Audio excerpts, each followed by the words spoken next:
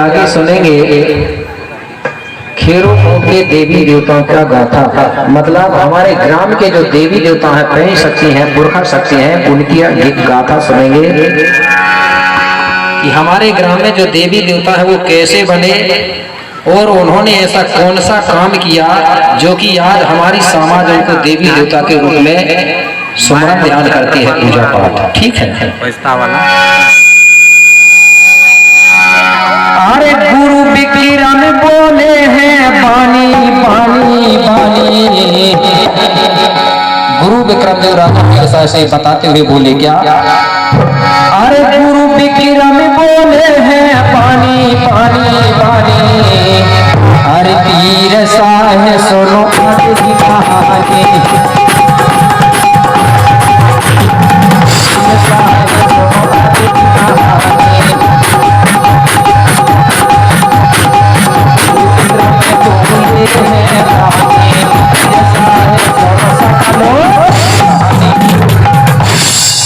गुरु विक्रमदेव कहने लगे, राजा हमारे ग्राम में जो देवी देवता हैं वो कौन है, वो किनके बेटा बेटी है और वो कितने भाई थे और कितनी बहन थी।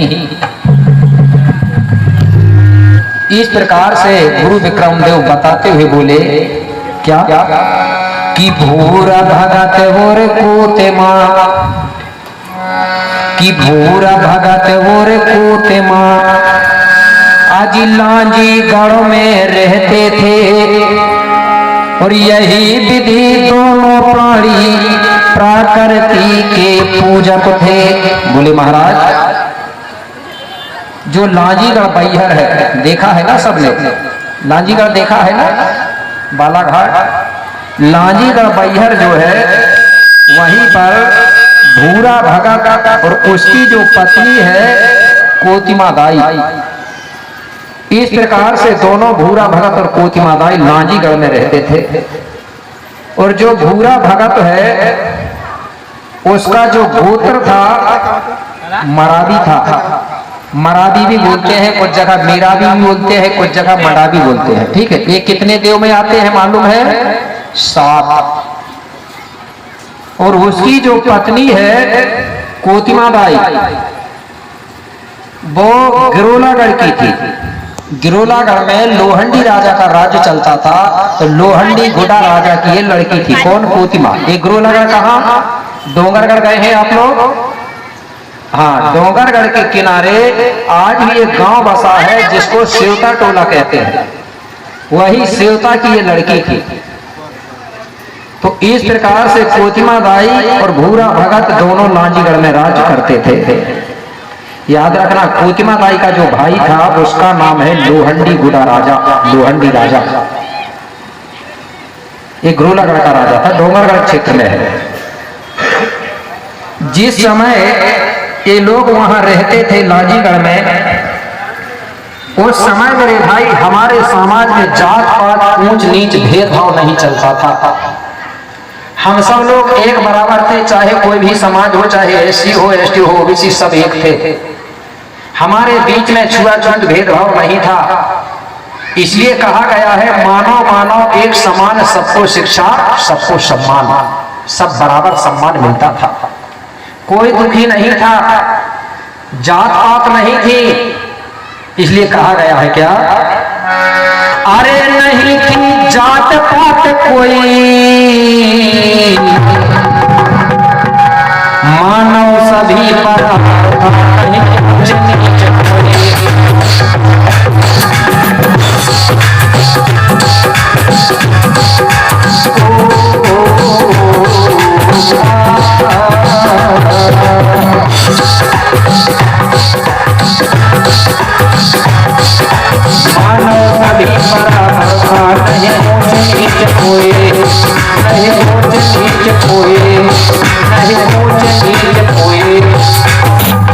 सब लोग हिलमिल की रहा करते थे।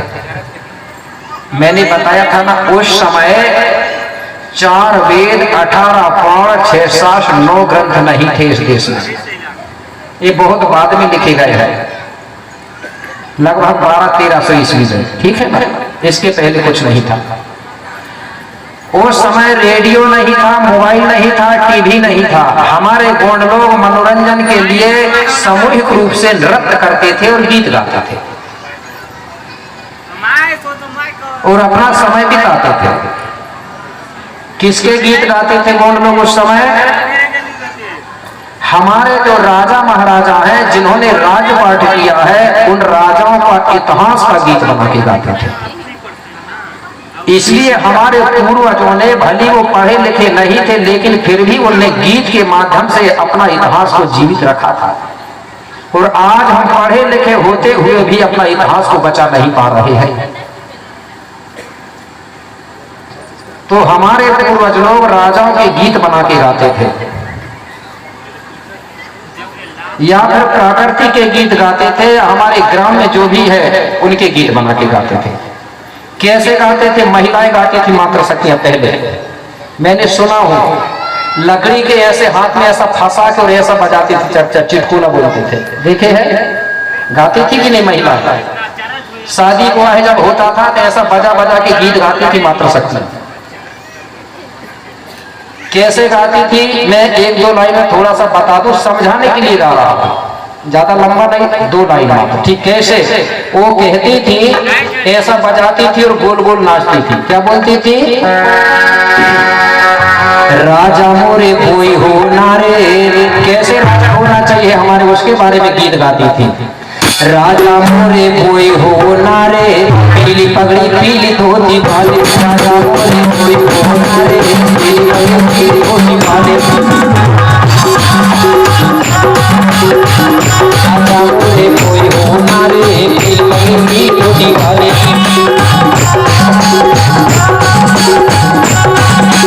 पीली पगड़ी पीली धोती वाले,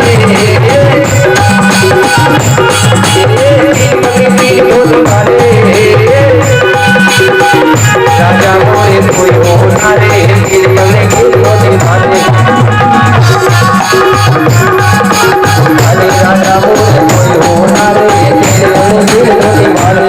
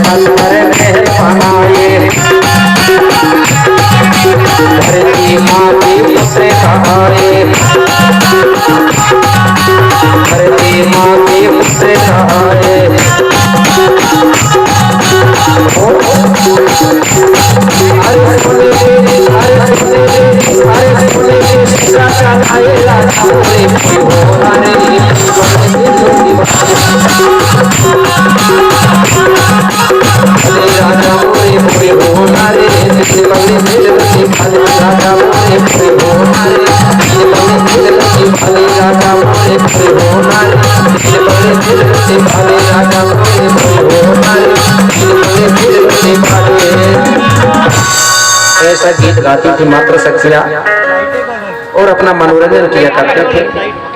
धीरे धीरे समय बीतते गया। आगे चल के क्या हुआ? कछु दिन बाद कोट माताई कि कछु दिन बाद कोट माताई, और समय समय से बच्चों को जाई। कुछ दिनों में कोतिमा दाई ने अपनी कूख से समय समय पर 12 बच्चों को जन्म दिया। कितने बच्चे? 12। तो 12 बच्चों में से कुछ लड़का थे, कुछ लड़की थी, मतलब टूरा टूरी थे। कैसे? कि लड़की 5 7 थे भाई, और यही विधि 12 सगा कहाई। लड़की कितनी थी? 5। और लड़का कितने थे? 7। तो ये 5 लड़की थी, मतलब 5 बहन और 7 भाई। इसलिए 5 बहनों को कुछ लोगों ने सतवाहिनी कहा, सतवाहिनी कहा ये लड़कियों को। लेकिन कुछ लोगों ने दिमाग लगाया, 7 बहनी का मतलब होता, बोले 7 बहनें, तो 7 बहनें बता दी। 7 बहनी का मतलब हुआ था वहां 7 बहनों के भाई, वो 7 भाइयों की बहन है। ये सगी बहन है 5। तो नाम लिखना है तो लिख लो, यही 5 लड़की सबसे पहले हमारे ग्राम की देवियां बनती हैं। ठीक है। तो लड़की का नाम था, पहली लड़की का नाम है पंडरी राई, पंडरी राई। दूसरी लड़की का नाम है पुंगुर राई, पंडरी और पुंगुर। तीसरी लड़की का नाम है मुंगुर राई, मुंगुर। चौथी लड़की है कुशार, और छोटी लड़की को कहते थे चुनूर राई। जैसे हो सर थोड़ा तो बॉडी में चुनूर भाई का मतलब होता है छोटी भाई। आज भी बोलते हैं ना सब छोटी लड़की है तो छोटी छोटी छोटी। ये 5 बहनें, पंडरी राई, पुंगुर राई, मुंगुर राई, कोसार राई और चुनूर राई। ये 5 बहनों के पर 7 भाई थे। सबसे बड़ा वाला भाई है भीमाल, यही भीमाल पेन बनता है। क्या नाम था? भीमाल। उसके बाद में दूसरा लड़का है हिरवा। हिरवा को ही लोगों ने बदल करके हरदोल बना दिया, जबकि हरदोल अलग है और हिरवा अलग है। हरदोल तो वो ओरछा नगरी का है जो झांसी पहाड़ से वाला। ठीक है। हिरवा। तीसरा नंबर है जाटवा पेन, जाटवा देवता। चौथा है भाजवा देवता, भाजवा। 5वां है मुकेशा देवता, मुकेशा। 6वां है केशवा देवता, केशवा पेन। और 7वां नंबर का है बानवा। हो गए ना 7? भीमाल पेन, हिरवा, जाटवा, भाजवा, मुकेशा, केशवा, बानवा। ये भाई बहन, यही 12 भाई बहन आगे चल के क्या बनते हैं? ग्राम के देवता। इसलिए हमारे भूमिका बेगा एक मंत्र पढ़ते थे 12 देवताओं के नाम पे, है मालूम? कैसे पढ़ते थे? 12 केरो, 12 नगरे, 12 पंडक, 12 मुठवालों को सुमरो मैक्रोना करके बोलते थे, क्योंकि ये मुख्य देवता है 12। ठीक है ना? हाँ। तो इस प्रकार से इनके नामकरण हुए। अब भूरा भगत और कोतिमा का ये 12 भाई बहनों को कहां पहुंचाते हैं पढ़ने के लिए? गोठुल। क्या बोलते थे उस समय जहां पढ़ाया जाता था उसको? गोठुल, गोठुल केंद्र। तो उस गोठुल में जो पढ़ाने वाला गुरु था, उस गुरु को भूमिका बोलते थे पहले। आज जैसे हमारे भूमिका है, इसी प्रकार उनको क्या बोलते थे? भूमिका गुरु। तो भूमिका कौन था वहां पढ़ाने वाला? जिसका नाम था महारू। ये गोत्र था उसका कुइके, महारू कुइके। ये वहां का गुरु था।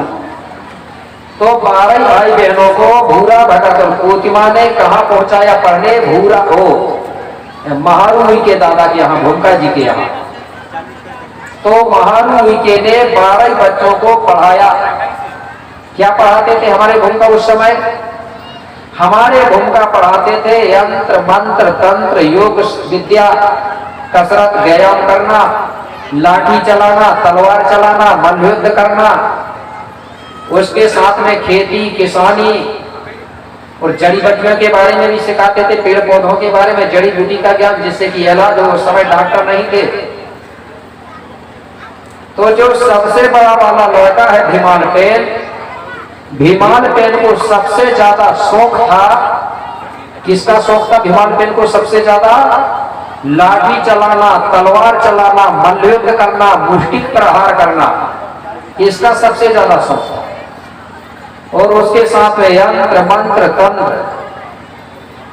तो भीमाल पेन ने क्या सीखा उनके गुरु जी के पास? लाठी तलवार चलाना, मल्लयुद्ध करना, मुष्टिक प्रहार करना, यंत्र मंत्र सीखा,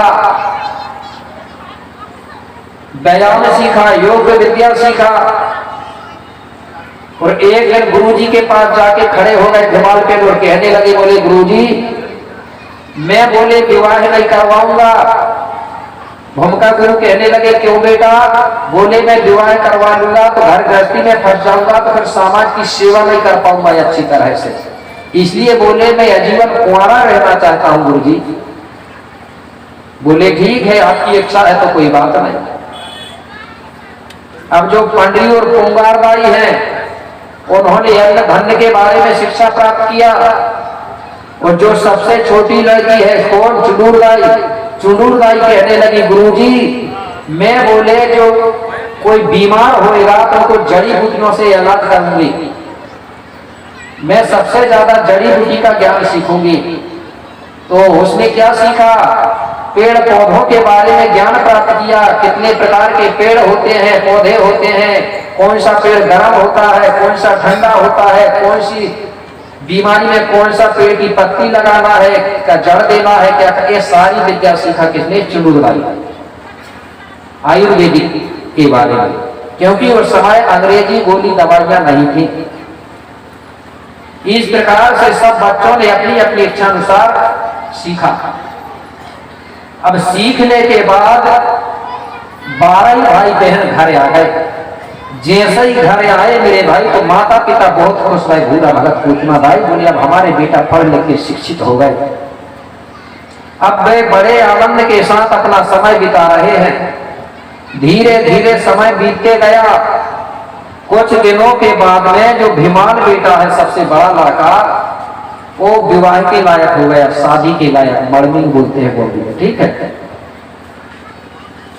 और जो बड़ा लड़का था वो हष्ट पुष्ट था, गोरा था, सुंदर था, वो लाठी तलवार चलाने में भी चलाता था, मल्ल युद्ध करता था, मुष्टि प्रहार करता था, योग साधना करता था, तो सुंदर भी था। अब जो भीमान पेन के जो मामा जी है, भीमान पेन के मामा कौन कहलाएगा? कोतिमा बाई का जो भाई है वो भीमान का मामा कहलाएगा कि नहीं? आज हमारी जो माँ होती है उसका भाई को क्या बोलते हैं? हम मामा बोलते हैं ना यार। तो उसका मामा जो है गिरोलागढ़ का राजा था, कोतिमा का भाई। तो गिरोलागढ़ का जो राजा है लोहंडी, उसके पास बड़ादेव बूढ़ादेव की कृपा से धन दौलत भरपूर था, और उसकी 2 लड़की थी लोहंडी राजा की, वो भी जुड़वा लड़की थी, जुड़वा कन्या। तो एक लड़की का नाम रखा गया था बमलाई राई, और उससे छोटी वाली लड़की का नाम रखा गया था समलाई। बमलाई और समलाई। अब राजा के पास 2 लड़की ही लड़की थी, लड़का नहीं था, और धन दौलत भरपूर था। अब राजा लोहंडी रोज सोचता था कि बूढ़ादेव बड़ादेव ने मुझे धन दौलत भरपूर दिया है, मेरे राज्य में सोना चांदी हीरा मोती सब कुछ भरपूर है, लेकिन लड़की नहीं है, वो लड़का नहीं है। ये लड़की तो बोले दूसरे के घर चली जाएंगी, पराई हो जाएंगी। मेरे मरने के बाद गिरोलागढ़ का राज्यपाट को कौन संभालेगा? ये सोच सोच करके राजा बड़ा दुखी रहता था, रात दिन चिंता में डूबा रहता था। अब धीरे धीरे समय बीतते गया। एक दिन राजा अपने गोंडियन समाज के साथ बैठा हुआ था, उनसे बता रहा था, बोले मेरे पास सब कुछ भरपूर है, लेकिन बोले लड़का नहीं है, मेरे मरने के बाद एक गिरोलागढ़ का राज्य का संचालन कैसे होगा, कौन चलाएगा? गांव के लोग कहने लगे महाराज तुम इतनी चिंता क्यों कर रहे हो? हमारी गोंडियन समाज में तो ऐसी व्यवस्था है कि जिसकी लड़की ही लड़की रहती है, बोले वो भी अपना राजपाट चला सकता है। बोले कैसे चलाएंगे? ये तो दूसरे के घर चली जाए। अरे बोले महाराज ऐसा नहीं है, लड़का ही जैसी लड़की भी होती है। बोले कैसे? बोले हमारे समाज में ऐसी व्यवस्था है कि तुम्हारी 2 लड़की है तो दोनों में से कोई भी एक लड़की के लिए बोले तुम घर लमसेना ले आओ। समझते हैं लमसेना? घर का माल लाते हैं कि नहीं लाता? लाते हैं ना। तो बोले किसको लाओ, कौन देगा मुझे लड़का? बोले महाराज कहीं भटकने की जरूरत नहीं है, तुम्हारी बहन जो लांजीगढ़ में है ना, हमने सुना है कि तुम्हारी बहन के 7 लड़का है, तो 7 लड़का में से कोई भी एक लड़का ले आओ। और हमने ये भी सुना है कि बड़ा लड़का तो शादी के लायक हो गया है और हष्टपुष्ट है, मोटा ताजा और सुंदर भी है, गोरा, उसी को ले आओ। बोले राजा ने जैसे ही सुना तो बड़ा खुश हुआ, बोले ये तो बात सही है, बोले और मेरी बहन इतनी अच्छी है, बोले अगर मैं मांगूंगा तो मना नहीं करेगी। बोले तो बोले ठीक है, तो फिर उसी को ले आओ, काय को इधर उधर ढूंढेंगे। बहन का लड़का ही यहाँ आके राजपाट करेगा, दूसरे को काय को लाए। तो राजा को बात पसंद आ गई। तो आज भी हमारे समाज में जो मामा का लड़का है और मामा की लड़की है, उससे विवाह करते हो कि नहीं आते था? मामा फुआ के लड़का लड़की है, बताओ भाई बहन लगते हैं क्या मोदी में? नहीं लगते। विवाह हो सकता है कि नहीं? क्योंकि हम मोदी धर्मी लोग हैं, हिंदू धर्मी नहीं है। ठीक है। और आज भी लेकिन कुछ महिलाओं को मैंने बोलते सुना हूं कहीं कहीं, दूसरे की नकल करने में हमारी गोंडी संस्कृति, गोंडी कल्चर खत्म हो रहा है। कैसे? कुछ लोग मामा फुआ के लड़का लड़की भाई बहन मानते हैं, जबकि ये नहीं होता हमारे। आज भी कुछ बहुएं हैं, वो ससुर को क्या बोलती हैं? आज क्या बोलती है? यहां तो भूमिका बताएंगे ना। बाबूजी बोलती हैं, और सास को मम्मी, हाँ ये माई बोलती है ना। आप बताओ, अगर ससुर को बाबूजी पिताजी बोल रही है तो उसका लड़का को भैया जी बोलना चाहिए कि नहीं? ये हमारी संस्कृति नहीं है। हमारे में ससुर को मामा बोल सकते हो, बोलते हैं आज भी, या ससुर जी बोल सकते हो, और सास को मां नहीं बोलना है, मामी जी नहीं बोलना है, उसको बोलो सासू माँ या फुआ, फुआ भी बोलते हैं कुछ जगह। ठीक है। तो ये हमारी है। तो हमारे में मामा फुआ के लड़का लड़की का विवाह हो जाता है, एक दूसरे से मजाक करते हैं ना, हंसी मजाक करते हैं कि नहीं करते? क्योंकि हमारी जो बहू होती है वो कुलवधू होती है। इसलिए ये किसी ने गाया था, एक लाइन मैंने सुना था, मामा मामी के जो मामा फुआ के पूरा टोली हंसी मजाक बोलते हैं। वो क्या कहते हैं? एक लाइन बता रहा हूं। वो मामा का लड़का कहता है अपनी फुआ की लड़की से, क्या लैले सेवा जोहारी,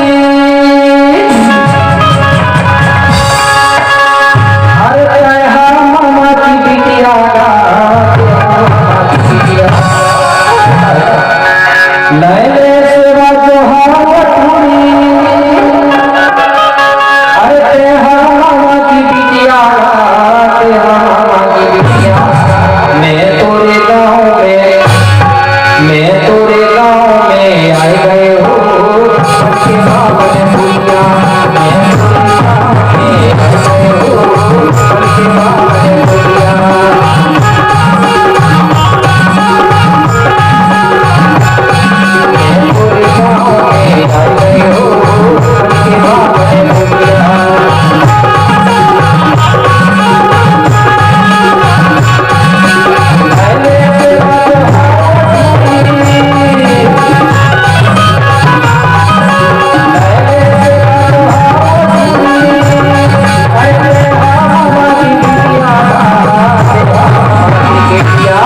मैं तोरे गाँव में आए गए हो,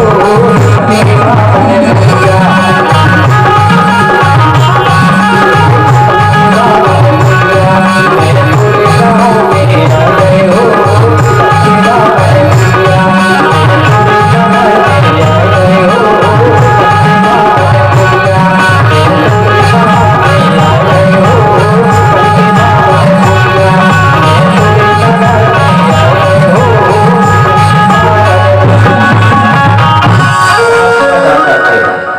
तो राजा को ये बात पसंद आ गई।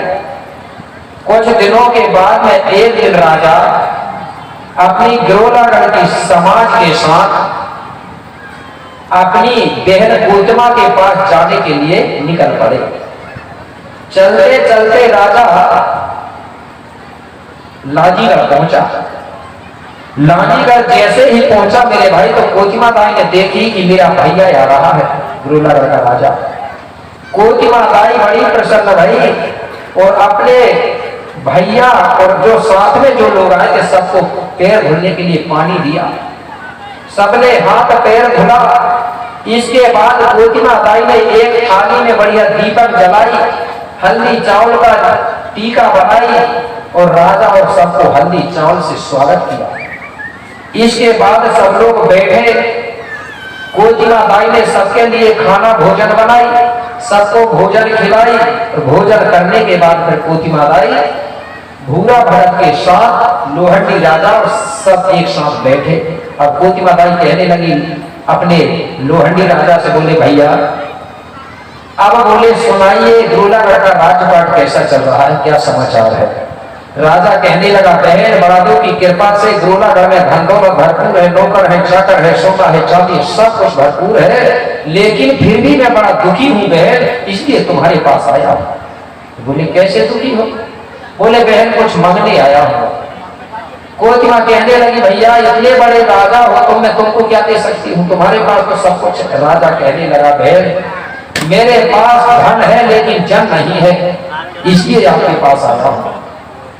तो बोले क्या। बोले समझा के बताओ। बोले भैया कुछ नहीं बहन, मेरी जुड़वा तो कन्या ही कन्या है, इसलिए मैं आपके पास आया हूं। आपका जो सबसे बड़ा लड़का है भिमाल बेटा, उस भिमाल बहन को आप मुझे दे दो। मैं तुम्हारे बड़े बेटा को अपनी बड़ी बहन बमलाई के लिए घर कमान बनाना चाहता हूं। मेरे भाई कोतिमा दाई ने जैसे ही सुनी तो प्रसन्न हो गई, खुश हो गई, ताली बजाने लगी। बोले भैया ये तो मैं बहुत दिनों से सोच रही थी कि मेरा बड़ा भाई मेरा एक लड़का को ले जा लेता, लेकिन बोले मैं बोल नहीं पा रही थी। क्यों क्यों नहीं बोल पा रही थी कि अगर मैंने बोली और भैया ने मना कर दिया तो इसलिए मैं संकोच में थी, इसलिए बोल नहीं पा रही। तो बोले भैया मैं तैयार हूं, तुम ये बताइए कि तुम भिमाल बहन को ले जाओगे कब। राजा कहने लगा काय को बार बार आऊंगा, आ ही गए हैं 4-5 लोग साथ में, अगर हो सके तो आज ही ले जा लूंगा। तो बहन कहने लगी ठीक है आज ही ले जाओगे तो कोई बात नहीं, मैं गांव के लोगों को बुला लूं थोड़ी। तुरंत गांव के लोगों को बुलाया गया, उनके आगे बात रखा गया। गांव के लोग कहने लगे बोले तुम बेटा बेटी के माता पिता तैयार हो तो हम भी तैयार हैं, मतलब प्रस्ताव पास हो गया। अब गांव के लोग कहने लगे भिमाल बहन को तो बुलाओ, बोले वो जाने के लिए तैयार है कि नहीं है। तुरंत भूरा भरत और कोतिमा ने अपने बेटा भिमाल बहन को बुलाया और भिमाल बहन से कहने लगे बेटा ये तुम्हारे मामा जी हैं गुरुलागढ़ के राजा, उनकी 2 लड़की हैं जोड़ा बमलाई और समलाई, तो वो बड़ी बेटी के लिए तुम्हें घर ले जाना चाहते हैं, वो बड़ी बेटी के साथ तुम्हारा विवाह करेंगे, घर कमान रखेंगे। तो बेटा भिमाल तुम अपने मामा जी के साथ चले जाओ। मेरे भाई भिमाल बहन ने जब ये बात सुना तो भिमाल बहन को याद आ गई जब वो महान भूमिका के यहाँ पढ़ाई कर रहा था, उस समय भिमाल बहन ने अपने गुरु के आगे संकल्प कर लिया था। कौन सा संकल्प किया था भूले तो नहीं है, आजीवन तुम्हारा रहूंगा करके। भिमाल बहन सोचने लगा कि अब तो बोले मैं फंस गया, गुरु जी के आगे संकल्प किया हूं कि आजीवन तुम्हारा रहूंगा और इधर मेरे माता पिता विवाह के लिए भेज रहे हैं, बात किसकी मानूं। अगर मैं माता पिता की बात मान के अगर चला जाता हूं तो मैंने गुरु जी के आगे जो संकल्प किया हूं मेरा वो संकल्प का उल्लंघन हो जाएगा, और अगर मैं गुरु की बात मान के विवाह नहीं करवाता हूं तो माता पिता का आज्ञा का उल्लंघन हो जाएगा। अब वे बीचों बीच फंस गया मेरे भाई, विचार करने लगा क्या करना चाहिए। विचार मंथन के बाद भिमाल बहन ने कहने लगा बोले ठीक है मैं जाने को तैयार हूं। भिमाल बहन ने सोचा कि अभी तो चले जाओ माता पिता की आज्ञा मान के, फिर वहां जाके देखा जाएगा। तुरंत भिमाल बहन तैयार हो गया। अब जब तैयार हो गया तो पूरे गांव के लोग भूरा भरत और कोतिमा भाई सब मिलके भीमान पेन की अब विदा करते हैं। तो हमारी संस्कृति में जब किसी का विदा किया जाता है तो बड़ी नाचते गाते हुए खुशी से विदा किया जाता, करते ही नहीं करते। तो अब वो गीत गा गा के उसकी विदा कर रहे हैं। तो जब विदा होती है तो हमारे लोग गीत कैसे गाते हैं आपको हिंदी में बता रहा हूं जिससे कि आप समझ जाए, ठीक है। तो भीमान पेन की विदा हो रही है और गीत गा रहे हैं लोग कैसे, एक दो लाइन में बता दे रहा हूं समझाने के लिए। एक बार भीमान पेन बाबा की जयकारा बोलेंगे, बोलिए भीमान पेन का। माँ पिता की आज्ञा पाके अरे भीमनो भय तैयार। माँ पिता की आज्ञा पाके भीमनो भय तैयार। अरे मामा के घर आवे हेतु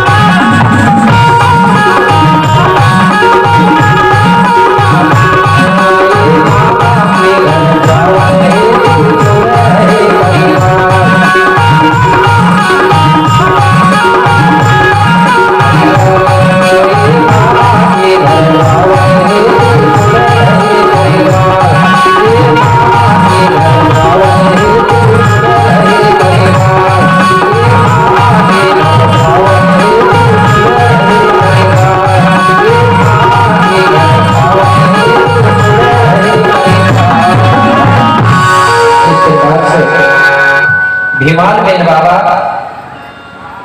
अपने मामा जी गिरोलागढ़ के राजा के साथ गिरोलागढ़ जाने के लिए परेशान हो गए। अब धीरे धीरे चलते चलते भीमाल बेन बाबा लोहंडी राजा गिरोलागढ़ पहुंचे। तो गिरोलागढ़ में दोनों बहनों ने जैसे ही भीमाल बेन को देखी तो भीमाल बेन बड़ा सुंदर था मेरे भाई। बमलाई दाई मन ही मन में बड़ी प्रसन्न हुई, क्योंकि उसको पता था कि पिताजी ने ये लड़का मेरे लिए लाया है। वो मन ही मन में इतनी प्रसन्न हुई, इतनी हुई कि जिसका कोई पार नहीं। लेकिन छोटी बहन ने समलाई ने भी देखी तो वो मन ही मन में सोचने लगी कि हमारे पिताजी ने मेरी बड़ी दीदी के लिए बड़ा सुंदर दूल्हा लाया है दामाद, इसका विवाह बोले मेरे साथ होना था, मेरे लिए लाना था। ऐसा वो छोटी बहन सोचने लगी। लेकिन अब क्या करते, धीरे धीरे समय बीतते गया। कुछ दिनों के बाद में एक दिन छोटी बहन बड़ी बहन से कहने लगी, बोले बड़ी दीदी बोले पिताजी ने तुम्हारे लिए जो लड़का लाया है बोले उस लड़का से तुम विवाह मत कराना। बोले क्यों? बोले वो लड़का मुझे बड़ा पसंद है, मुझे बड़ा सुंदर लगता है, इसलिए तुम कैंसिल कर दोगी तो पिताजी ने उसका विवाह मेरे साथ कर देंगे, इसलिए तुम बोले मना कर देना। मेरे भाई जैसे ये बात बोली छोटी बहन ने तो बड़ी बहन को गुस्सा आ गई, दिमाग खराब हो गया। कहने लगी, बोले छोटी बहन आज बोली तो बोली, बोले ऐसा दोबारा अब बोलना, बोले नहीं तो झगड़ा हो जाएगा दोनों के बीच में। मेरे भाई कुछ दिनों के बाद में झगड़ा ही हो गया। दोनों बहनें उस लड़का के लिए लड़ने लगी, भीमाल के लिए। बड़ी बहन कहती है उसका विवाह मेरे साथ होगा, छोटी बहन कहती है मेरे साथ होगा। और राजा को ये बात का पता ही नहीं। धीरे धीरे गांव के लोगों को पता चल गया कि बोले राजा ने बोले जो भीमाल नाम का लड़का लाया है वो बड़ी बहन के लिए लाया है, लेकिन बोले छोटी बहन उससे विवाह करना चाहती है। अतः इस बात पर दोनों बहनों के बीच में बड़ा झगड़ा हो रहा है। ये गांव के लोगों को पता चला।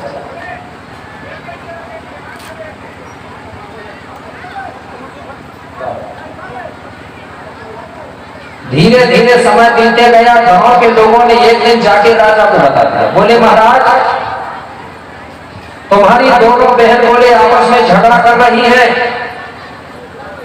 इसलिए तुम उनका विवाह जल्दी कर लो भीमाल बेन का। बोले क्यों?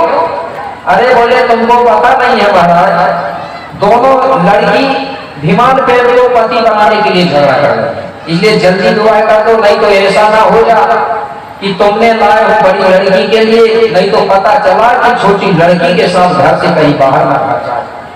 बोले ऐसा हो जाता है कभी कभी, होता ही नहीं होता। पता चला कि बड़ी लड़की के साथ चल रहा है रिश्ता जोड़ने का, पता चला कि छोटी लड़की के साथ बन गया। तो राजा को ये बात सुनकर तो राजा को बड़ा दुख हुआ। अब राजा सोचने लगा बात ठीक है, लेकिन मैं अब बड़ी बेटी से करूंगा छोटी बेटी से। अगर मैंने बड़ी बेटी से कर दिया और कहीं गुस्सा में छोटी लड़की ने कुछ गलत काम कर लिया तो, अगर मैं छोटी से करता हूं तो बड़ी बेटी गुस्सा में कुछ गलत ना कर ले। अब राजा इसका फैसला नहीं कर पा रहा था कि किससे दुआ करें, इसलिए राजा दिनों दिन चिंता में डूबते गया। दिनों दिन राजा खाना कम खाने लगा, दुबला पतला होने लगा। भीमाल बेन ने समझ गया कि राजा को कुछ ना कुछ दिक्कत, कुछ समस्या है। आज बोले चलो पूछना चाहिए। एक दिन भीमाल बेन राजा के पास पहुंचा और कहने लगा, मामा जी आप दिनों दिन दुबले होते जा रहे हो, रात दिन चिंता में डूबे रहते हो, इसका कारण क्या है मुझे बताइए। तब राजा ने बताया, बोले भीमाल मैंने तुमको बड़ी बेटी बमलाई के लिए लाया है, लेकिन तुमसे विवाह करने के लिए छोटी बेटी हो रही है और दोनों बेटियां आपस में झगड़ा कर रही है। अब मुझे ये समझ नहीं आ रहा है कि मैं तुम्हारा विवाह कौन सी बेटी से करूंगा, इसका मैं फैसला नहीं कर पा रहा हूं। भीमाल बेन कहने लगा, मामा जी इतनी छोटी सी बात है, आपने पहले ही क्यों नहीं बताया, मैं पहले ही फैसला कर देता। राजा कहने लगा, ठीक है कोई बात नहीं, अभी भी समय है। बोले अभी भी फैसला कर दो, किससे करोगे विवाह? बोले अभी नहीं होगा तो कब होगा? बोले दिन डूबने के बाद इसका फैसला होगा। बोले कैसे? बोले दोनों बहनों को मैं खाना खा के घर से बाहर ले जाऊंगा घूमने के लिए, शेर कराने, शाम को लगभग 8-9 बजे खाना खा के, फिर हम तीनों बैठ के वही इसका फैसला कर लेंगे। बोले राजा कहने लगा ठीक है, तो आज ही रात को फैसला कर दो। बोले ठीक है। अब कुछ समय के बाद में दिन डूब गया। जैसे ही दिन डूबा तो दोनों बहनों ने जल्दी खाना बनाई और सभी लोगों ने खाना खाए, दोनों बहनों ने भी खाई और भीमाल ने भी खाया।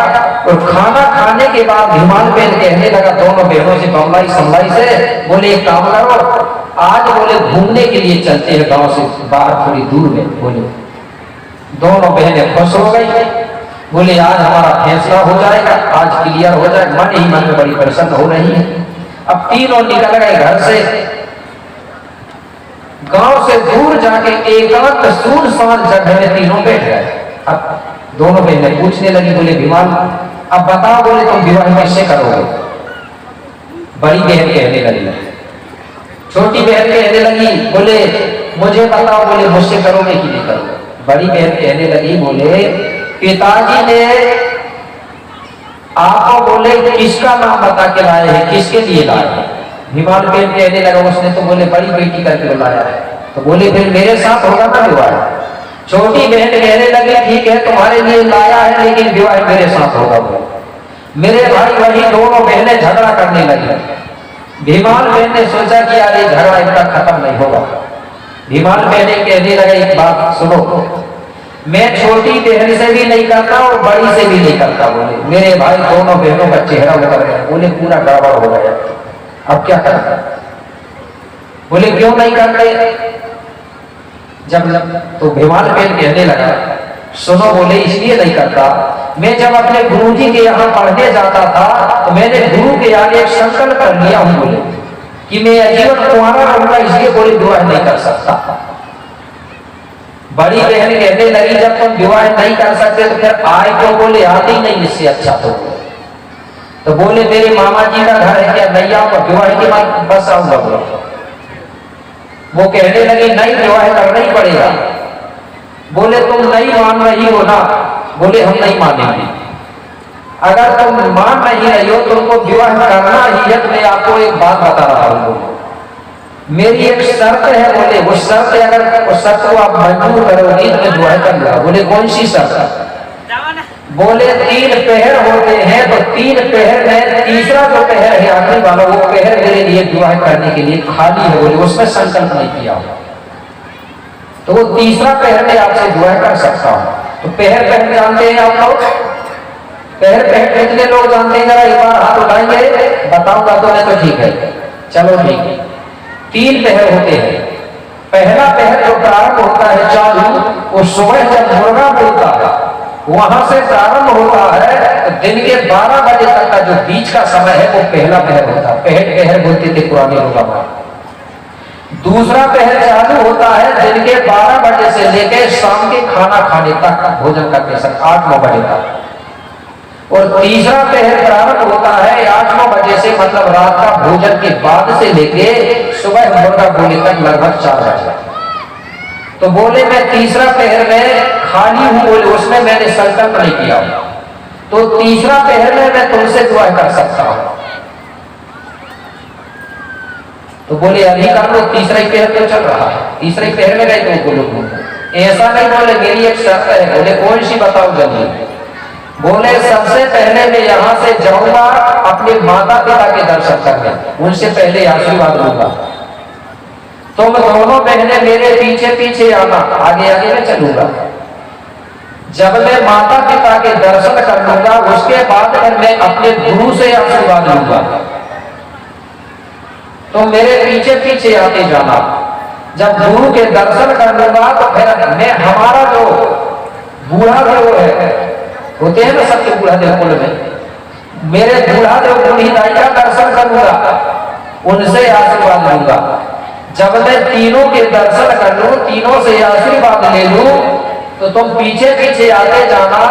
सबसे पहले जो बहन मेरा सबसे पहले हाथ पकड़ लेगी, चाहे वो छोटी बहन हो चाहे बड़ी बहन, जो पहले हाथ पकड़ेगा उसी से मेरा विवाह पक्का हो जाएगा।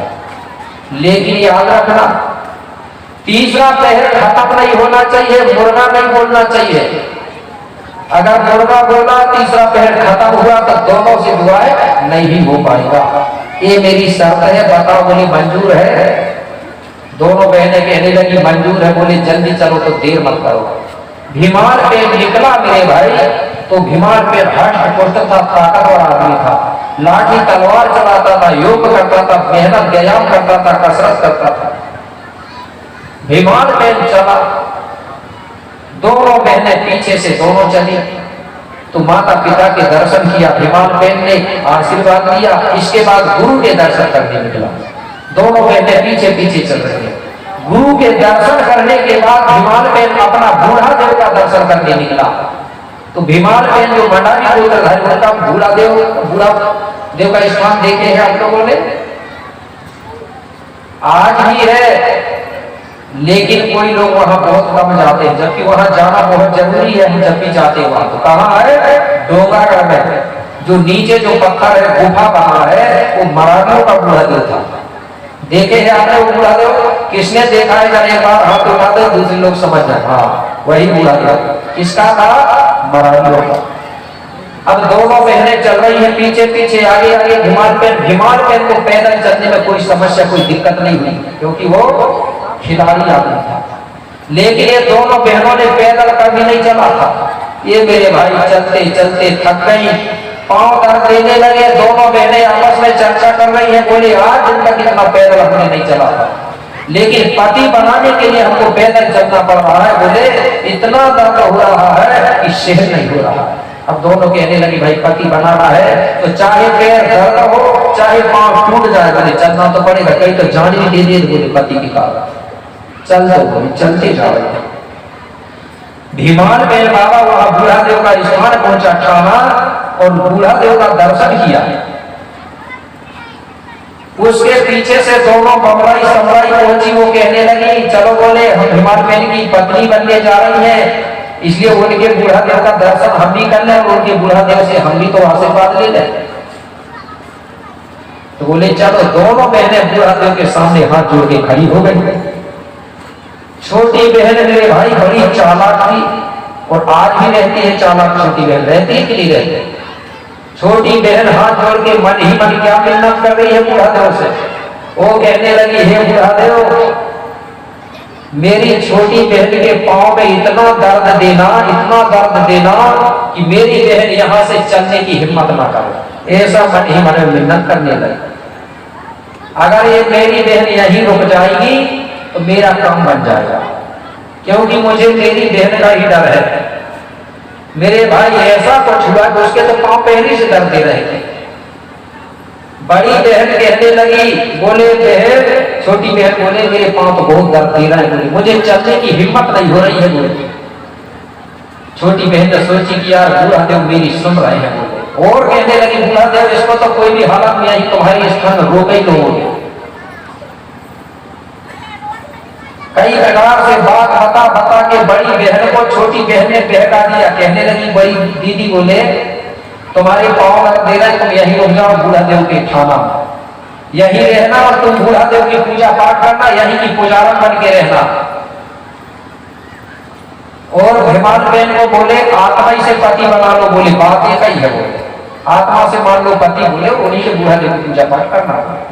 बड़ी बहन मान रहे, ठीक है। तो बोले तो बबलाई बाई ने भीमाल बहन को आत्मा से ही पति बना लिया, पति रूप में स्वीकार कर लिया।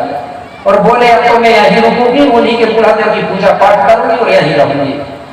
छोटी बहन कहने लगी ठीक है, तो बड़ी दीदी तुम यहीं रहना। मेरे भाई उसको रोक दिया और छोटी बहन निकली तो भीमाल बहन के पीछा कर गया। अब आगे आगे भीमाल बहन चल रहा है, पीछे पीछे छोटी बहन। अब बड़ी बहन तो वहीं रुक गई। तो बड़ी बहन वहां रुक गई, ये आगे बढ़ती है।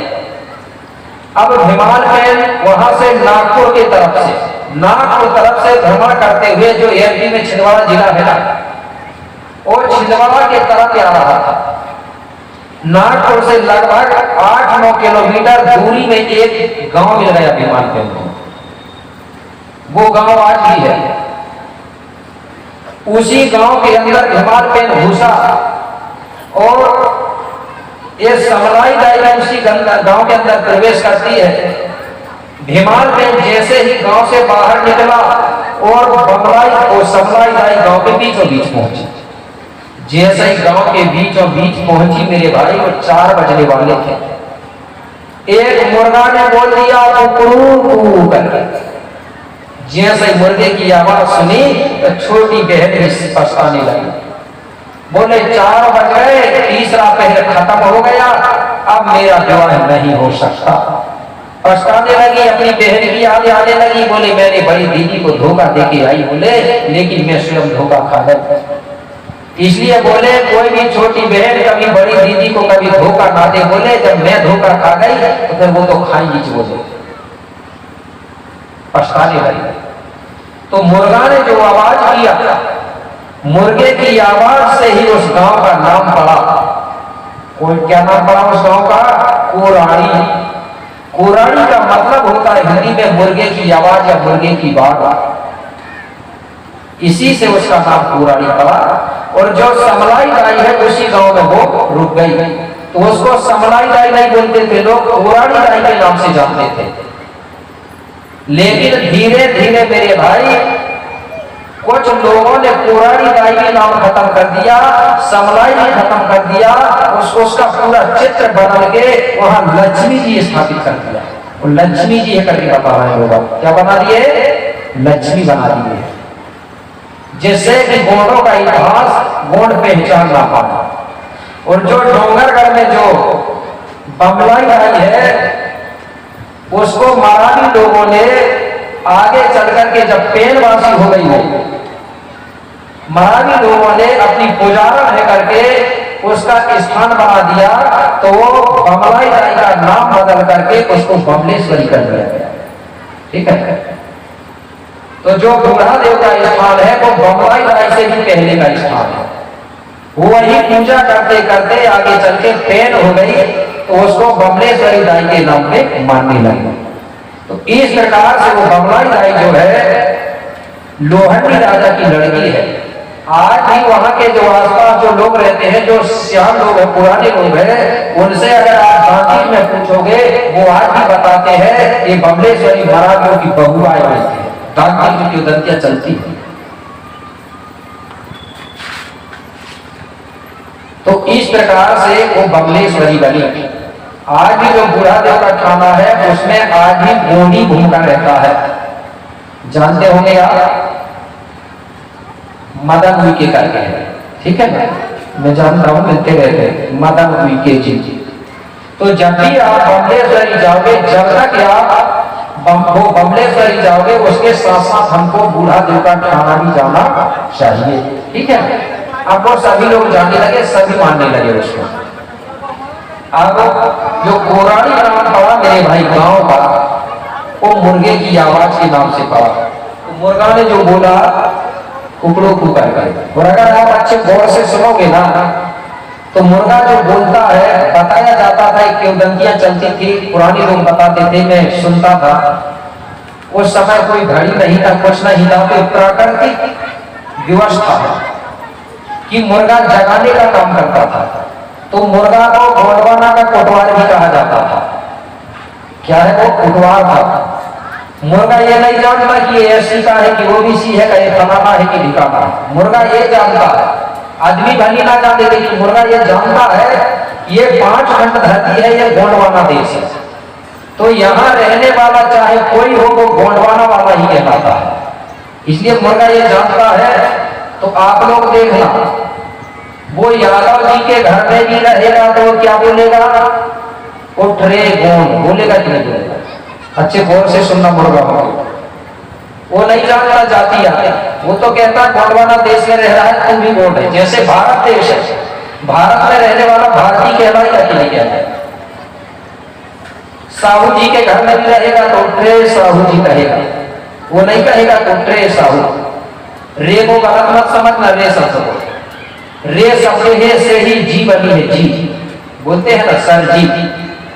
हमारे गोंडी में री रे बोला जाता था। बाबा साहब अधिकतर रे रे करके बोलते थे। तो रेरी का मतलब होता है जी, ठीक है ना। जैसे नाना को बोलते थे पुराने लोग, नाना रे बोलते थे, नानी री, इसका मतलब होता नाना रे का मतलब नाना जी, ठीक है ना। तो ये मुर्गा जो है सबको जगाता है, उठे गोंड उठे गोंड उठे गोंड। तो कुछ गोंडियन लोग तो जाग रहे इसलिए तो यहाँ आ गए, ठीक है। तो जो नहीं जागे हैं वो तो सोच होंगे अभी। तो मुर्गा जगा रहा है, तो मैंने एक गीत बनाया था आपके लिए कि कम से कम लोगों को मनोरंजन भी हो जाए और हमारी जानकारी भी हो जाए। तो गीत सुनाऊंगा, गीत को छोड़ दो, सुना दे थोड़ा बहुत, क्योंकि गीत में समय होता है लेकिन लंबा सा हो जाता है। चलो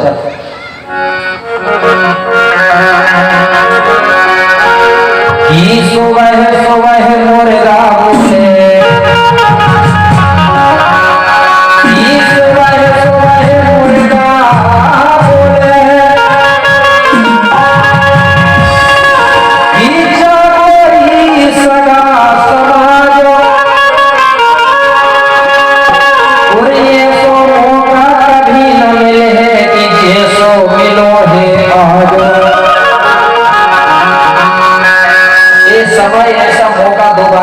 सकता, ठीक है। इसलिए मैं गीत के माध्यम से कह रहा हूं, आप इस देश के राजा महाराजा हो, कौन राजा हो, जैसे मुर्गा बोलता है उठ रे घोड़ो, उठ रे घोड़, चितरे घोड़, उठ रे घोड़, चितरे घोड़, जगा जगा तोहे मारो, तोहे समझ नहीं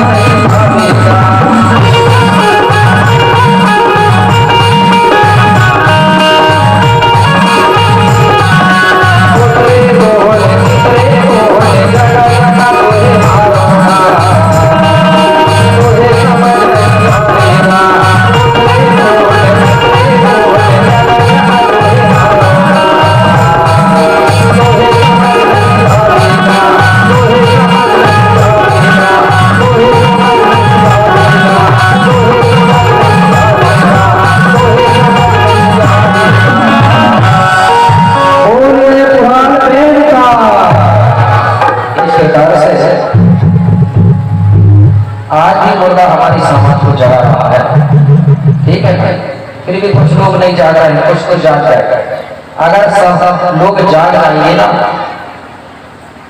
तो फिर राजा बनने में देर नहीं लगेगी, क्योंकि गुणवाना के हो तुम राजा अपने आप में जानो, और खेती बाड़ी जंगल झाड़ी सब लोगों के हाथ है। ठीक है, लेकिन जागेंगे तब।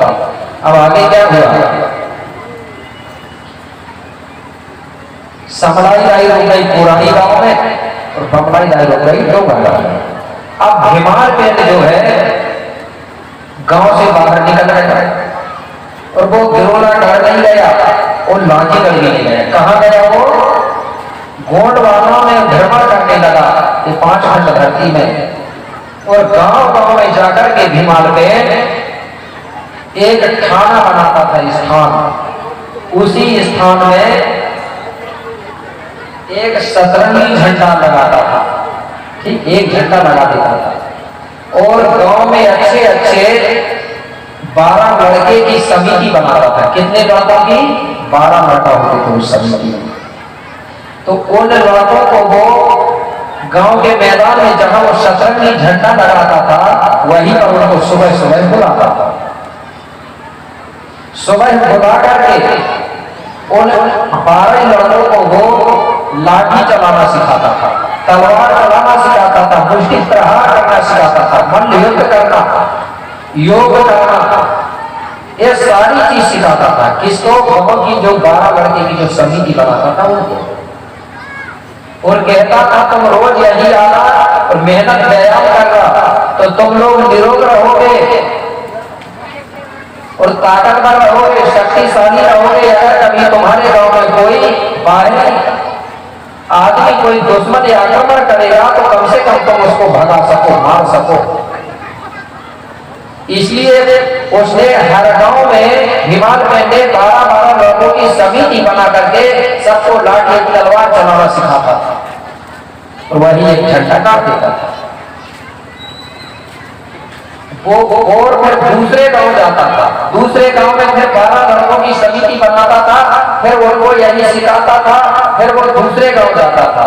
इस प्रकार से हिमाल ने 12 लड़कों की समिति बनाया और हर गांव में सबको एक प्रशिक्षण दिया और सतरंगी झंडा काट देता था। तो वो स्थान आज भी हमारे गांव में है, सब गांव में मिलेगा, है कि नहीं? लेकिन उसका नाम बदल गया। उसको बोलते थे पहले भीमाल पेंट थाना, मतलब भीमाल पेंट ने बनाया था इसलिए उसको बोलते थे भीमाल पेंट थाना। और भीमाल पेंट से बढ़कर दुनिया में कोई योद्धा, कोई वीर नहीं था, इतना बलशाली योद्धा था। उसके पास ऐसे ऐसी तांत्रिक यंत्र विद्या थी कि वो पानी को चाहे तो गिरा सकता था और पानी को चाहे तो रोक सकता था। जो ओला कहते हैं ना बरसात, उनको भी वो रोक लेता था। आज भी जो उसका जो मंत्र पढ़ते हैं, कुछ लोग होते हैं ना घाट पड़ा या नाथ लोग होते हैं, वो आज भी मंत्र पढ़ के उनको रोक लेते हैं। अगर वो चाहे कि इतनी जगह से उनको गिराना है तो आज भी निकाल देते हैं।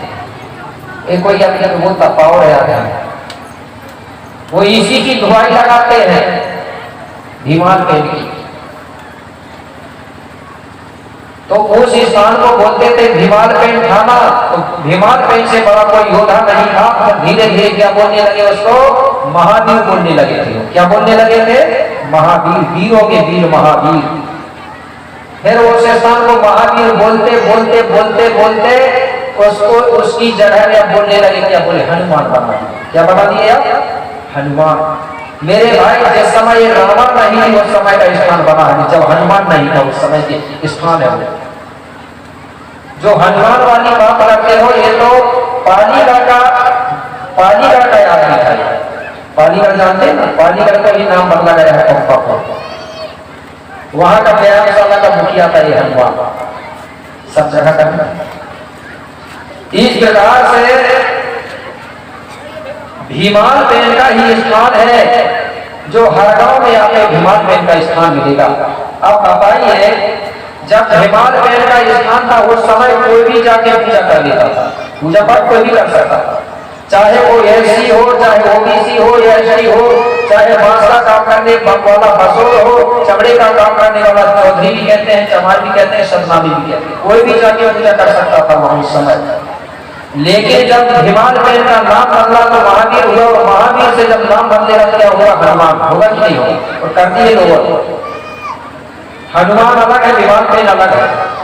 तो हिमाल पेन की पूजा करने के लिए कोई जात पात रूप नीच नहीं चलती। लेकिन जब हनुमान बनेगा तो वहां क्या बनेगा? मंदिर बनेगा ही नहीं बनेगा। जब मंदिर बनेगा तो धीरे धीरे परिवर्तन होगा, तो उस मंदिर में पूजा करने वाला कौन बैठेगा? आप विचार करें। ऐसी ओबीसी तो बैठ नहीं सकती, भली अभी अभी पूजा कर ले, लेकिन कुछ दिनों में धीरे धीरे जब आप लोग भूले रहोगे तो वहां पूजा करने के लिए दूसरा बैठेगा। क्यों आप नहीं बैठ सकते? फिर लोग कहेंगे कि पूजा करने का अधिकार SC OBC को नहीं है, ये तो दलित में सूत्र है, करके आपको बैठने नहीं देंगे। सिर्फ आप वहां से घंटी बजाने जाओगे तो मेरे भाई एक परिवर्तन होगा। तो आपकी देवी देवता का खाना बाना का जब परिवर्तन होगा तो आपकी संस्कृति में बदलाव होगा। आपका गांव से नाम निशान मिल जाएगा, आपके गांव में कोई प्रमाण नहीं रहेगा। इसलिए मेरे भाई उसको हिमाल पेन खाना ही रहने देना। अगर कोई उसको बदलेगा तो उसको कह देगा भाई तेरे को बनाना है तो अलग से बना ले, ठीक है ना, जो भी मंदिर बनाना। लेकिन हिमाल पेन के थाना में हनुमान का मंदिर नहीं होना चाहिए, ठीक है ना, वह हिमालय पेन होना चाहिए। तो ये स्थान बनाया है हिमाल पेन ने, इसलिए उसको बोलते हैं हिमाल पेन। तो ये बड़ा का क्या बन गया? हिमाल पेन। क्यों बना? इसलिए समाज को लाठी तलवार चलाना, मन युद्ध करना, कसरत योग सिखाया है। मतलब समाज की सेवा किया, इसलिए क्यों बना। अब भूरा भटक और कोतिमा को ये पता चल गया। क्या पता चला? कि हमारा जो बेटा है हिमाल पेन वो गिरोलागढ़ में नहीं है, वो 5 घंटे धरती मुंडवाना में घूम रहा है और गांव गांव में जाके खाना बना रहा है और लाठी तलवार चलाना सिखा रहा है, और हमारी याद भूल गया है। तो एक दिन भूरा भटक और कोतिमा भाई अपने जो घर में कितने भाई बच्चे थे? 6 को बुलाए। 6 भाई कौन से? अभी लिखवा दिया था मैंने, हिरवा, जाटवा, भाटवा, मुकेशा, केशवा, बानवा।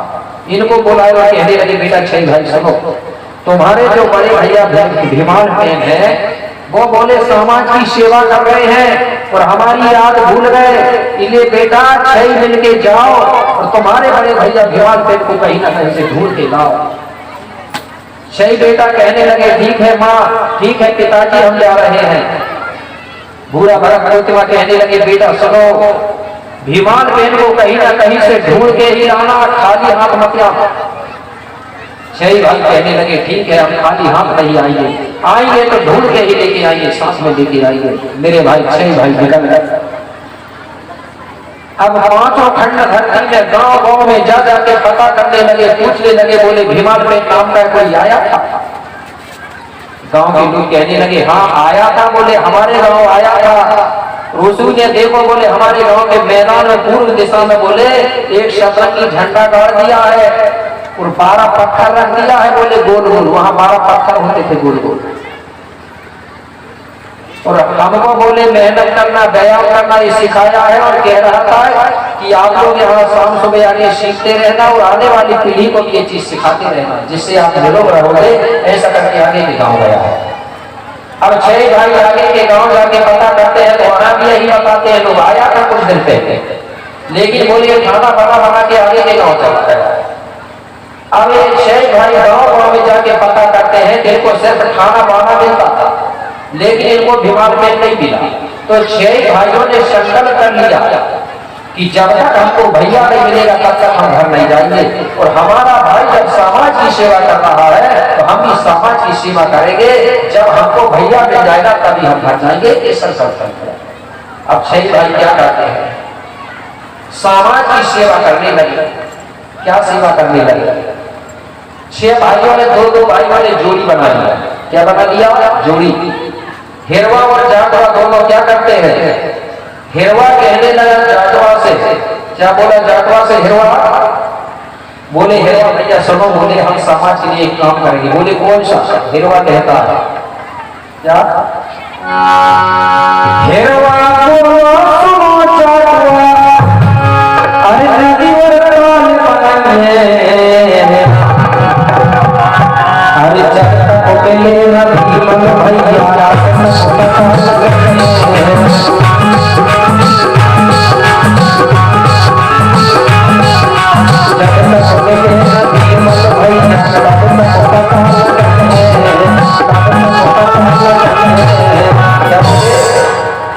कहने लगा जाटवा से, बोले हम ये समाज के लिए तालाब बनाएंगे, कुआं बनाएंगे, जिससे कि गर्मी के दिनों में हमारी समाज को पानी की समस्या न बने। तो सबसे पहले यही हेवा और जाटवा दोनों भाइयों ने मिलकर के कुआं बनाने को चालू करवाया और तालाब बनाए। उसके पहले हम गोड़िया लोग तालाब बनाना नहीं जानते थे, कुआं बनाना नहीं जानते थे। जहां कोई नदी में गड्ढा में पानी मिल गया तो उसी को पी लेते थे, लेकिन हमको ये ज्ञान नहीं था कि हम तालाब बनाए या कुआं बनाए। सबसे पहले इसके निर्माण करता आविष्कार यही हेवा और जाटवा है मेरे भाई। तो आगे चलकर के यही दोनों भाई कुआं बांध के देवता बनते हैं, कंघटों के देवता। तो ये काम करने लगे। अब केशवा कहने लगा बानवा से, बोले हम कौन सा काम करेंगे दोनों? तो बानवा भैया किससे बोला? वो केशवा भैया बानवा से। केशव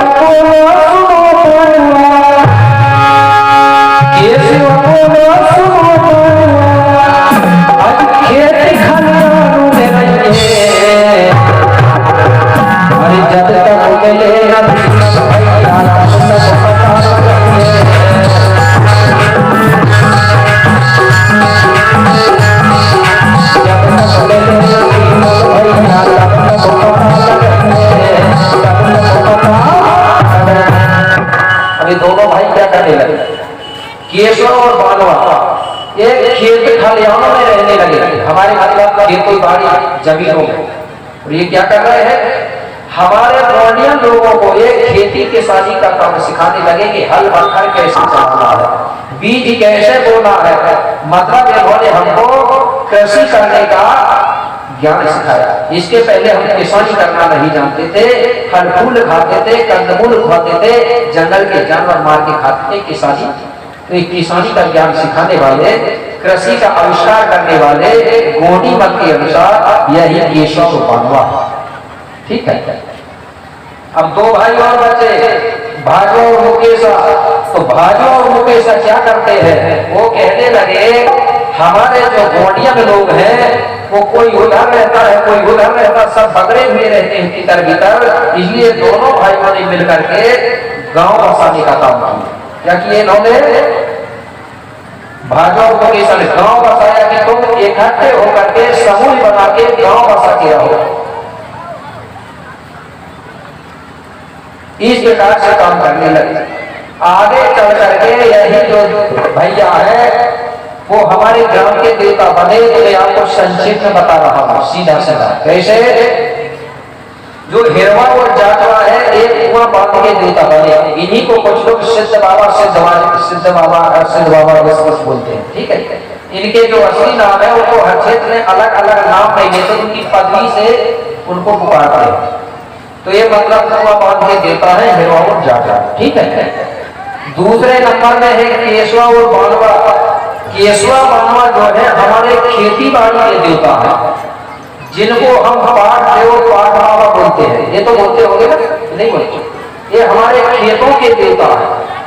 जब हम हमारी फसल आ जाती है तो सबसे पहले हम थोड़ी सी फसल इनके स्थान पे चढ़ाते हैं, उसके बाद में कटाई चालू करते हैं। ये क्या है? पाठ देव पाठ बाबा। इनकी मूर्ति नहीं होती है मूर्ति, ये पत्थर होता है। क्योंकि ये जो ग्राम के असली जो देवता है उनकी मूर्ति नहीं होती। उसके बाद में एक खीला मतलब जो गांव बसाने वाले जो देवता है उनको खीला महुआ के नाम से जानते हैं। खीला महुआ बोलते हैं ना? खीला महुआ और ठाकुर देव भी कहते हैं। ठाकुर देव जानते हैं? ये हमारे ग्राम का देवता होता है। ये ठाकुर देवता का ठाकुर आज छत्तीसगढ़ में भी बोलते हैं, ठाकुर ही बोलते हैं, हमारे घर भी ठाकुर बोलते हैं। ठीक है, ठाकुर देवता। तो ये देवता को देवता है। हमारे गांव में जब बिदरी होम होती है, बिदरी मानते हैं आप? बिदरी जो गांव बांधा जाता है, मेढा बांधा भी बोलते हैं, बिदरी भी बोलते हैं। बरसात के पहले मानते ही नहीं। तो इसके उसका मुख्य देवता होता है ठाकुर देवता। अब आपको मैं बता रहा हूं, ये ठाकुर जो देव है एक ठाकुर और है, आप आगे चल के बहका भी सकते हैं लोग, आप अभी बहका दिए कई चीजों को, बोले देवी का मान लेते हैं लोग देवता। तो जो ठाकुर देव है, दोनों का ठाकुर देव अलग है और एक ठाकुर अलग है वृंदावन, है कि नहीं? नहीं तो आगे चल के लोग ये ना बहकाते अपने गांव के ठाकुर देव को वो वालों ठाकुर को स्थान ना देते। अभी भी दे रहे हैं, ऐसा कर रहा है। मैंने बताया भीमाल बेन के जगह में हनुमान जमा दिया, ठीक है ना? हो सकता है ठाकुर ये दिया है, ठाकुर वो दिया है, कहेंगे अपने भोले वाले लोग कहेंगे ठाकुर देव तो यही है, बोले वही ठाकुर को ना जमा, वो ठाकुर अलग है, ये ठाकुर अलग है। ये ठाकुर जो है ये गोलों का पूर्वज है, ये ठाकुर देव है बिदरी में मुख्य गोंगो इसके नाम से होती है। तो इस प्रकार से घर वापिस नहीं आए। अब भूला भरत को पता चला कि ये 6 भैया गए बेटा, ये भी समाज की सेवा में लगे, अब क्या करें, अब किसको भेजे?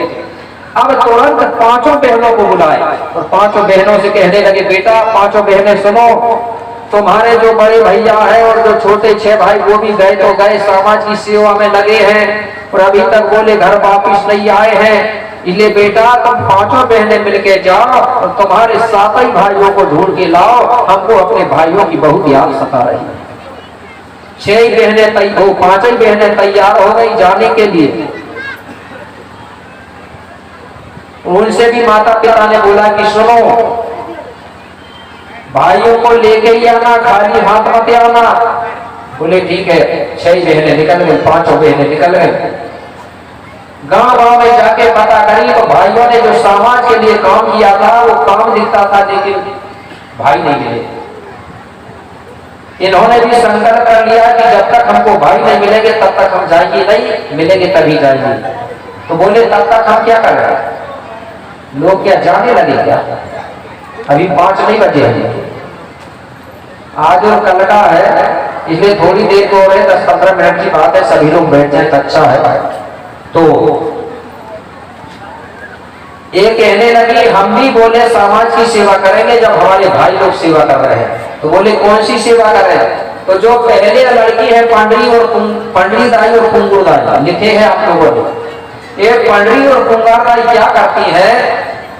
कहने लगी हमारे गोंडियन जो लोग हैं वो खेती किसानी तो करते हैं, लेकिन समय के लिए बीज का भंडार करके नहीं रखते हैं।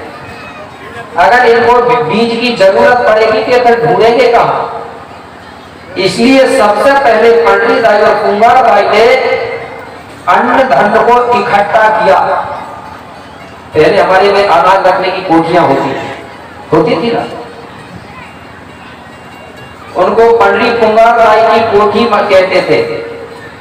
आप इधर पता नहीं क्या नाम से, धनाई बोलते हैं क्या? धनाई कोठी ऐसा कुछ बोलते हैं, क्या बोलते हैं? अन्न धन्य वाली कोठी को क्या बोलते हैं?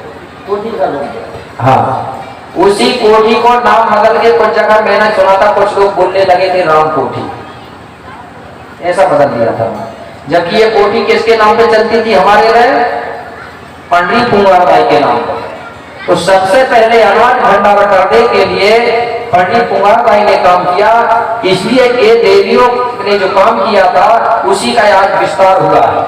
बड़े बड़े गोदाम चल रहे हैं, लेकिन इनको शुरुआत करने वाली यही पंडरी और कुंगार दाई है। तो गोंडी मत के अनुसार पंडरी और कुंगुर दाई जो है अन्न धन्य की देवी कहलाती है। ठीक है, कौन सी देवी है? अन्न धन्य की देवी। इनकी मूर्ति नहीं होती, इनको जिस कोठी में अनाज रखा जाता है उस कोठी में मानते हैं। आपके घर में मानते होंगे, वो शादी विवाह के समय में उसका पता चलता है। जब कोई दुल्हन बनती है ना, तो दुल्हन जो बनती है उसका जो चौक टूटते हैं बैठने के लिए, उसके पीछे अनाज भरी हुई कोठी होती थी। पहले उसके पीछे वो कोठी होती थी। उसी कोठी में आपकी इधर धान चलती, हमारी इधर गेहूं चलती ज्यादा, ठीक है। तो उसको हल्दी और उसको मिला के ऐसा उस कोठी में ऐसा करके छापते थे ना, देखे होंगे आप। वही उसकी पहचान है। वो दुल्हन कहती है हे अन्न धन्य की देवी, ऐसा करके हल्दी का ऐसा रखती है ना, रखती है ना ऐसा। वो कहती है हे अन्न धन्य की देवी पंडरी कुंगार दाई, आज मेरे पिताजी यहाँ से मुझे मेरे ससुराल पहुंचा रहे हैं, तुम इतनी कृपा बनाई रखना कि चाहे कुछ भी हो जाए लेकिन मैं ससुराल में जाके कभी भूखे पेट ना सो, ऐसा करके वो अन्न धन की देवी से प्रार्थना करती है, रोती है। समझ गए? वो भी फोटो नहीं। हमारे लोग पंडित कुमार बाई में भूल गए और बाजार जा रहे हैं और पोतरिया लेके आ रहे हैं और कह रहे हैं कि धन की देवी जा, और जबकि धन तुमने उधार दिया है और पोतरिया लेके आ गया। अगर वो धन देते तो दुकान वाले तुमको काय को देता कि देती है नहीं पोतरिया, देती है। मन के देखना एक बार कि आज बाजार है 100 रुपया देना, 1 रुपया नहीं मिलेगा।